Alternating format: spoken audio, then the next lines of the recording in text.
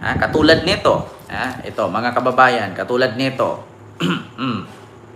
Sabi ni Sara Duterte, ito, isulat ko ha mga kababayan, Sara, PBBM.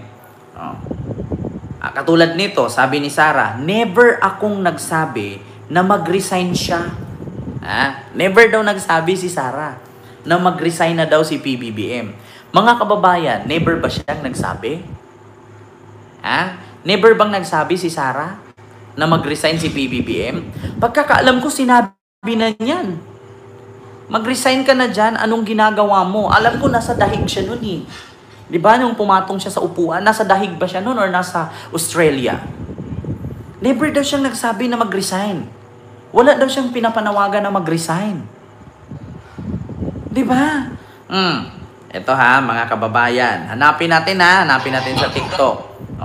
Sara, nanawagan ng resign. BBM. Ito sa totoo lang. Wait lang. Paresign na nato na si Marcos, ma'am. Ayan ha, Sara.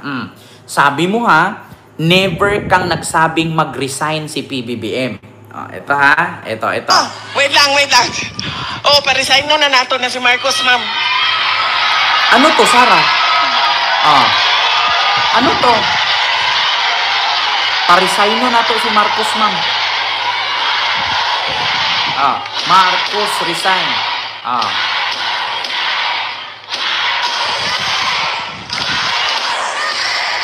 Utang ina, di ba? Apakasinungaling? Kita ninyo? Sinungaling talaga.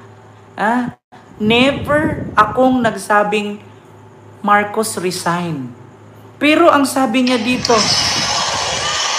Wait lang. Paresign na nato na si Marcos, ma'am.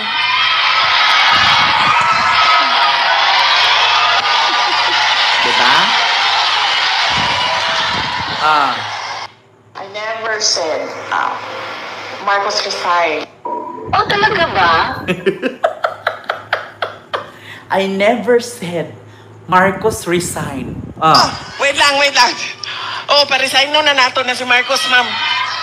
I never said, Marcos resign. Wait lang. Paresign na nato na si Marcos, ma'am. Ano yan, Sara? Alam nyo, minsan natatanong ko si Digong nagfi-fentanyl. Si Sara, hindi ba umiinom ng anesthesia? Tanong ko lang. Si Digong aminado nagfi-fentanyl siya. Ngayon, Vice President Sara, baka umamin ka naman na umiinom ka ng anesthesia. Kasi ganun na baka manhid ang utak mo, hindi mo na maalala? Nakakalimutan mo na yung mga pinagsasabi mo? Kung si Digong nagmimintin ng fentanyl, nagmimintin ka rin ba ng anesthesia? Ilang galon ba yan a day? Diba? Yan kasi ang sakit ng mga Duterte. Na ang sabi nila, mayroon tayong presidenteng bangag noon, bangag ngayon. Tapos pagkabukas ng in-interview, Mr. President, sabi mo kahapon sa rally na adik si Marcos, bangag si Marcos. Adik, wala akong sinabi, adik si Marcos. Ipapatay pa ako niyan. Walang pinagkaiba. Mag-ama talaga kayo, tang-ina nyo. Diba? I never said, Marcos resign. Wait lang. Paresign na nato na si Marcos, ma'am. Ano yan? Sara, isang video pa lang yan. Iba pa. Di ba? Kita ninyo. Apakasinungaling. Tapos yun yung gusto nyo maging presidente. Mag-undang, oy. Kapoy, kayo maghuna-huna, undang. Di ba? Kapoy, kayo maghuna-huna, Jude. Mag-undang na lang, Giday. Sara, mag-undang ka na lang, Sara. Kapoy, kayo nauna-un. I never said, Marcos resign. Wait lang. Oh, pa-resign no na nato na si Marcos, ma'am. Diba? Oh, ito pa. Wala silang pinagkaiba, ng tatay niya. Oh, Digong Marcos Adik. Basta tayo eh. Umami naman si dating Pangulong Duterte sa pagtawag niyang adik kay Pangulong Marcos at sa hamon noon na magpa-drug test sila. Sabi ngayon ni Digong, wala raw siyang sinabing ganyan. Nasa frontline na balita Kita niya nyo? si Mon Gualvez. Ulitin ko Umami naman si dating Pangulong Duterte sa pagtawag niyang adik kay Pangulong Marcos at sa hamon noon na magpa-drug test sila. Sabi ngayon ni Digong, wala raw siyang sinabing ganyan. Nasa frontline na balitang yan si Mon Gualvez.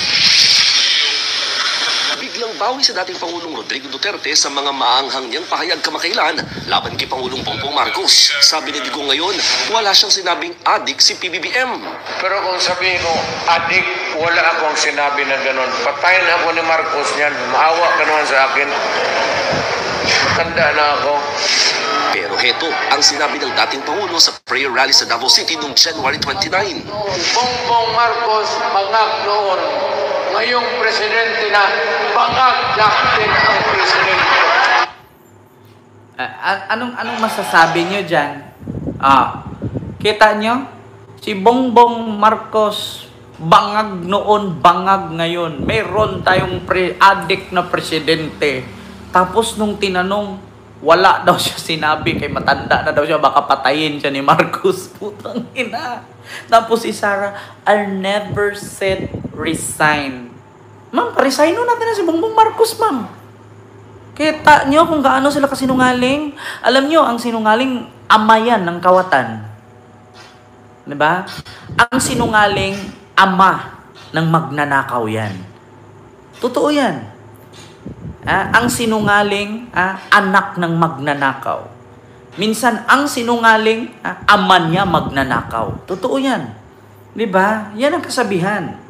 Umami naman si dating Pangulong Duterte sa pagtawag niyang adik kay Pangulong Marcos at sa hamon noon na magpa-drug test sila. Sabi ngayon ni Digong, wala raw siyang sinabing ganyan. Nasa frontline na balitang yan si Mon Gualvez. Biglang bawi sa dating Pangulong Rodrigo Duterte sa mga maanghang niyang pahayag kamakailan laban kay Pangulong Bongbong Marcos. Sabi ni Digong ngayon, wala siyang sinabing adik si PBBM. Pero kung sabihin ko, adik, wala akong sinabi na gano'n. Patayin ako ni Marcos niyan. Maawa ka naman sa akin. Matanda na ako. Pero heto ang sinabi ng dating Pangulo sa prayer rally sa Davao City noong January 29. Bongbong Marcos, bangag noon. Ngayong presidente na, bangag natin ang presidente. May drug addict tayo na presidente. Tanyo, may drug addict tayo na presidente. Tapos sinabi, wala. Ay, Diyos ko. Wait lang. Oh, pa-resign no na nato na si Marcos, ma'am. Napala sa ASEAN. Wait lang. Oh, pa-resign no na nato na si Marcos, ma'am. Kita nyo yan? Nilinaw ni Vice President Sara Duterte na hindi na pinanawagang mag-resign si Pangulong Bongbong Marcos. Sinabi ito ng Vice Presidente kasunod ng pagtitipon ng ilang nananawagan sa pagbibitiw ng Pangulo sa Makati City nito. Diba? Kita ninyo? Apakasinungaling. Alam niyo, sa totoo lang, yung mga sinungaling mag-ama yan anak ng kawatan. Minsan, ama niya kawatan. Kasi sinungaling, like father, like daughter, whatever Diba? Kita nyo, mga kababayan? So, yun lang. Actually, mga kababayan, hindi tayo gumagawa-gawa ng kwento dito kasi may mga video sila Diba? Nagre-react lang. Matamaan kayo. Bato-bato sa langit, matamaan sa pool. Diba? So, yun lang. Diba? Mga kababayan, yung ating reaction ngayon, no? So, mamaya, may live tayo ulit. Abangan na naman natin kung ano yung ating live mamaya. No? Siguro mga live ko mga 9 or 10. Ayan, mga kababayan. So, maraming salamat sa inyong lahat, mga kababayan. Mag-ingat po kayo palagi. Hindi ko po kayo maisa-isa, no? Thank you so much. See you next live. God bless po, mga kababayan. Bye-bye. And thank you po sa inyong lahat. 'Di ba? Mag-amang buang talaga yan.